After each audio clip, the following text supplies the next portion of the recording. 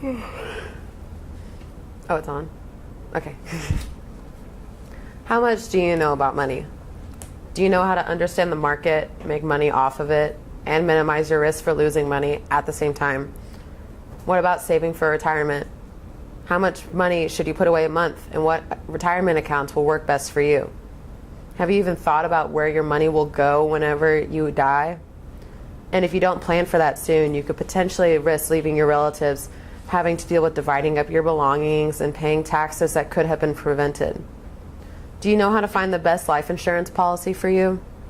Or do you not even think you need life insurance? If you have children, how are you planning on paying for college? There's a lot to think about when dealing with your finances, and you can't afford to make a lot of mistakes. Your money has a lot of control on how you live your life. You can't risk your quality of life on trying to do all of this on your own. Most importantly, taking the time to try and do it yourself can take away from the time you have to do other things that make you happy. Why risk your stability? The simple solution to all these questions is to have a wealth manager guide you through these important decisions. A wealth manager's purpose is to take away that weight off of a person's shoulders, to help them be intelligent with their money, and to help them live the best life that they can. This is why I chose to be a wealth manager. My quote for this year is, in any given moment, we have two options: to step forward into growth or to step backward into safety. And I believe that really explained what I wanted, by Abraham Maslow. I believe that really explained how I wanted to go approach this year, to put myself out there and see what happens and not be afraid to do so. During the first portion of ISM, we conduct research on our chosen topic, as well as conduct informational interviews as a part of this research. The first part of research is finding articles, so we may learn more about whatever we want regarding our topic.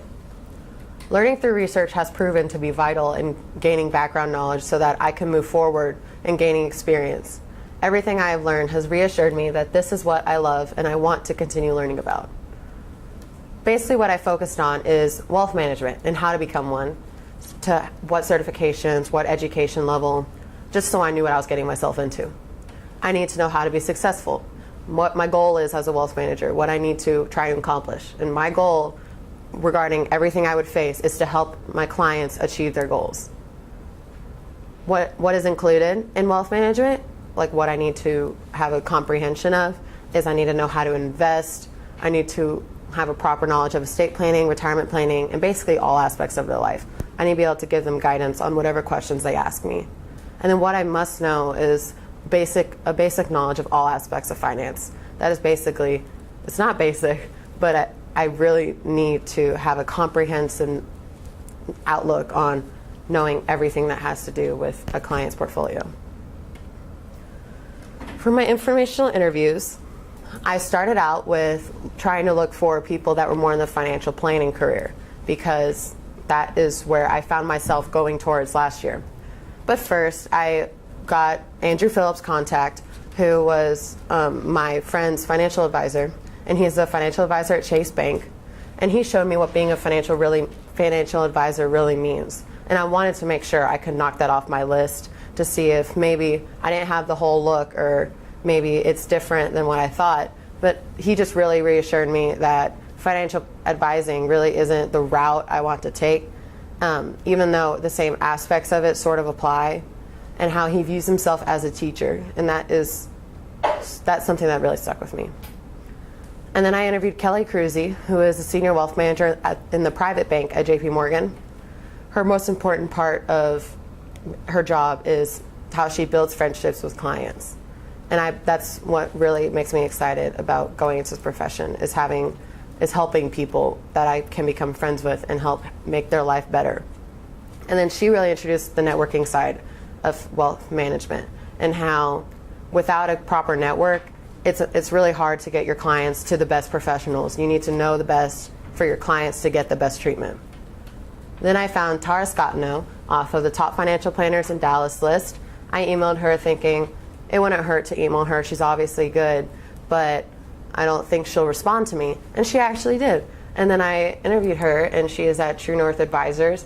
And what was really interesting about her interview was that her major is actually in psychology. She had no financial background, And then someone found her and was like, you can talk to clients, you can understand what they're thinking, you know how to approach situations. You can't teach that. I can teach you the finance side of it. And I thought that was really interesting. And it opened my eyes to what I also need to know besides finance. Then she referred me to Trudy Turner, who is also on the top financial planners in Dallas list, and she is a senior wealth manager at United Capital Financial Life Management. Whenever I got there, she was already pushing me to learn. She gave me 2 books, articles to read, and she already threw me into getting experience, like hands-on. And she was so passionate about her career and like new level of passion that I could really relate to. And then I interviewed Barbara Gass for my last interview. She is a lending analyst at JP Morgan. She was only 4 years out of college, and she went to UT Austin, which is where I'm going to go next year. And so Kelly Cruzy referred me to her because I was asking a lot of questions about college and education. She was like, that was so long ago, I don't remember. And so she referred me to her, and we got to talking. We talked a lot about UT, but at the same time, she really helped me see another side of wealth management that I hadn't seen before, which is the behind-the-scenes work on the lending side specifically.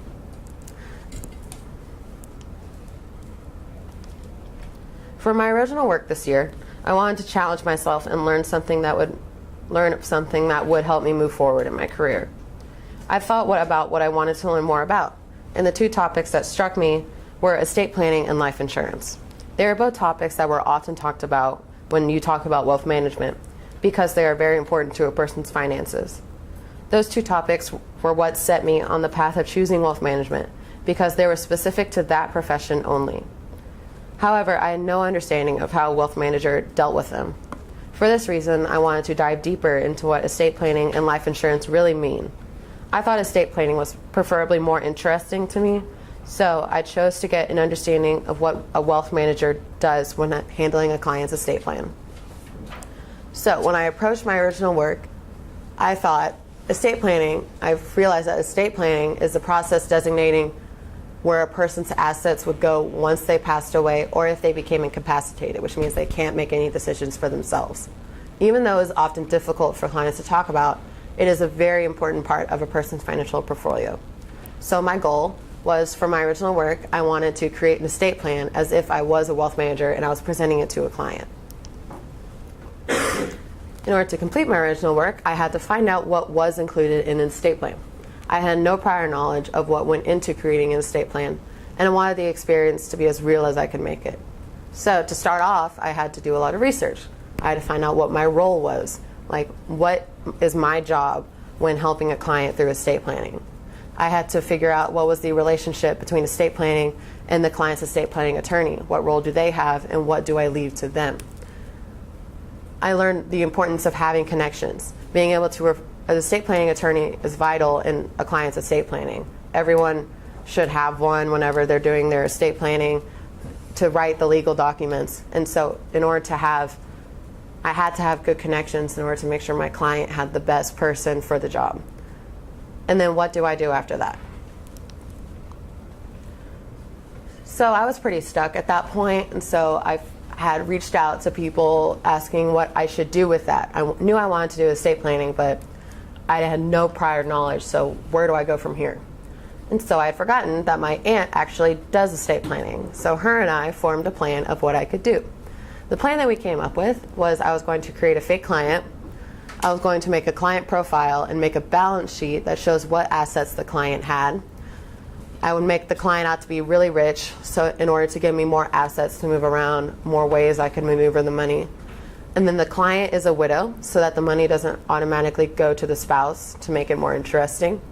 And then I had to create a visual diagram which would help the client be able to understand what I am proposing, because it is easy to follow.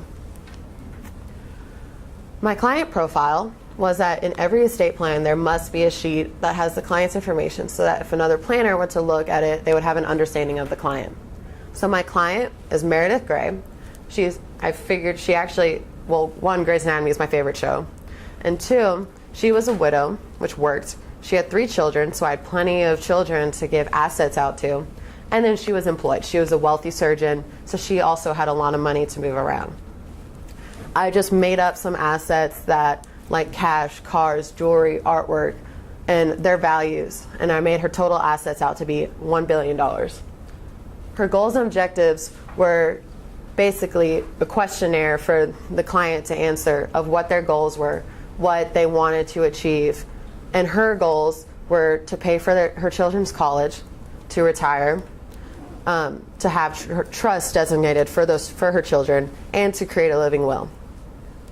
Her experience is also what I covered in the client profile.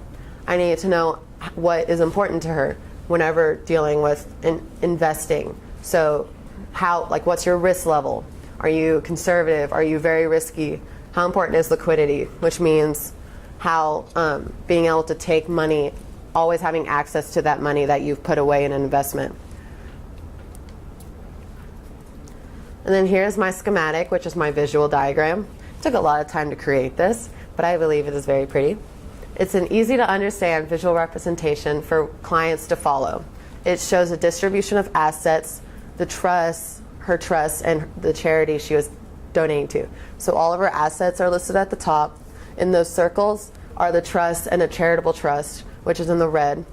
So in order to avoid estate tax or gift tax, it's often a strategy used by financial planners is often to donate to charity because that's not taxed, and so that lets more of the client's money actually be served to a better purpose.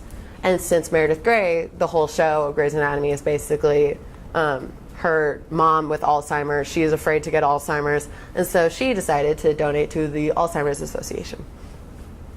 And then it shows how estate taxes are involved. All of those little tan boxes show the estate tax that's affecting from one transition to another. So where that big line is, that's if her children died and all those trusts could not go to that child, and then that would then go to their descendant. Then I created a living will. Living will is a very important part to every estate plan. This is a legal document that details what would happen if you become unable to make any decisions for yourself. This can include life support decisions, and in my client's case, how she wants to be taken care of if she developed Alzheimer's. This can often be the part that's most difficult for clients to face. However, it is my job as their wealth manager to guide them towards making such documents so they can be protected if something bad does happen to them. The finished product was to put documents into a binder because that is how I would have presented them to a client if I was actually doing their estate planning. What I learned through this process was that my goal through completing it was to gain experience creating plans for each individual client. That required me to really evaluate Meredith Grey's specific financial situation and then divide out her assets accordingly. I am very proud of how much time and thinking I did towards making this project as good as I could when I had no prior knowledge, and it really showed me that I can teach myself whatever I need to know if I devote enough time and effort to it. A little about my mentor. Her name is Trudy Turner, and she is a CFA and a CFP and a CPA, which means that she is a certified financial planner, and she also used to work as a financial tax advisor, and so she is a CPA, which is a designation for that. On November 11th, 2016, Ms. Trudy Turner agreed to be my mentor during my second year of ISM. She was listed with the top financial planners in Dallas by Dallas Magazine in 2016 and many years prior. And just after our first interview, I knew I wanted her to be my mentor. Not only was she highly qualified and willing to teach me, but she was so passionate about her career, and I could relate to that new excitement that she had about it, even though she has worked in this profession for many years. She believes in giving back to up-and-coming practitioners and is always working to help those around her. She used to work in tax planning, which gives her her own perspective when managing a client's wealth. She serves on the board of the Financial Planning Association and numerous FPA committees. She is an incredible teacher to me, and I feel very honored for the opportunity to be pushed by her to always do the best that I can. The experiences I have had with her have been countless, and even though she's a very busy lady, and so we haven't had a lot of time per se to spend together, but whenever we do, we both make the most out of every second of it. Just a brief description of what I've been able to experience with her is I've been able to sit in on office meetings, teachings.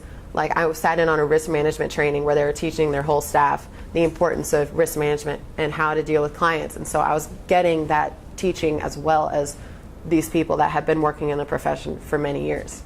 I've been able to sit in on case prep meetings where her and people that work under her in order to create the planning, in order to create that plan, they discuss and make sure everything's set for their next client meeting, which was really interesting to learn about. I also went to a career day, which was put on by the Financial Planning Association, and that was probably one of my favorite memories of this year because it was an all-day thing. I got there at 9, I left there at 6:30, and it was out in Dallas, and it was just the whole day talking to professionals that were in the FPA. There was a lot of Texas Tech people because they have one of the most, they have the best financial planning program at their university, and all the trying to convince me to go to Tech. Sorry guys, my heart is with UT, but I'm actually going to a camp this summer at Tech, which is a financial planning camp, just like I went to the TCU one last year, and I'm very excited for that. She really wanted me to go to it, so I'm going. But the amount of contacts I made that day and the amount of experience and knowledge, because there were also seminars going on. So I got to learn about the next, because there were a lot of college students as well that were just graduated. And so I was seeing what they were going through trying to get a job. They were all trying to get jobs and interviewing, and I was getting that firsthand experience. I was able to listen to professional speakers and be involved in the charitable giving side of financial planning. Something that I found out about Trudy that I didn't know is that she used to serve on the board at Parkland Hospital. And so she is very involved in Parkland, and I went to a U.S. trust company speaker, and so he was talking about guiding your clients through charitable giving. And it was really interesting to hear about all the work they do at Parkland and how I can also be involved in that as a financial planner because I have all those connections. She really helped me when putting together my final product. She really guided me through what I actually needed to do and what the best course of action was. And then just this week, we went to an ethics continuing education seminar at University of Dallas. And I got to listen for 2 hours to what they had to do for continuing education about ethics. And I heard about all these horrible cases of financial planners mistreating clients and claims, and how the Certified Financial Planning Board dealt with it. And it was really funny, but at the same time, I learned what not to do. For my final product, my goal was to create a comprehensive scenario of what my role is in the estate planning process. So I thought I would just add on to my original work. I thought I would just, I thought that I already had a good basis, but then I could do more, try out different scenarios. But whenever I presented it to Trudy, she was like, this isn't what a financial planner actually does. You did way too much. Like, you don't need to do the documentation. That's a estate planning attorney's job. So she just really got me through the step-by-step process of a wealth manager's goal whenever estate planning. So first, you would meet with the client, and then you would send out a referral email. So after I've spoken to the client, emailing them a referral to a board-certified estate planning attorney. The purpose of this is so the estate planning attorney can put everything the client tells me that they wanted into a legal document, so that I know that the client is secure and that they have no questions. And then I was going to create 3 visual diagrams, but would be a lot easier to follow. They would have a lot less information. They would just basically show, with what you told me, this is what will happen if we go that route. Is that okay? Is that good with you? And then for my to really bring it all together, I created a script, which is a full conversation between me and my fake client, discussing what they wanted to include in their estate plan, in my proposal, and how to implement it.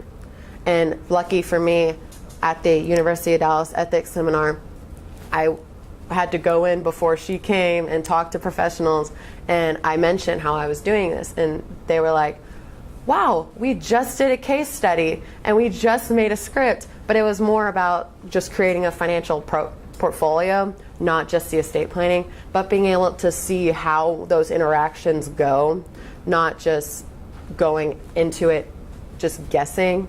It really guided me and was able to provide me with some background knowledge in order to make sure it was the most accurate as possible.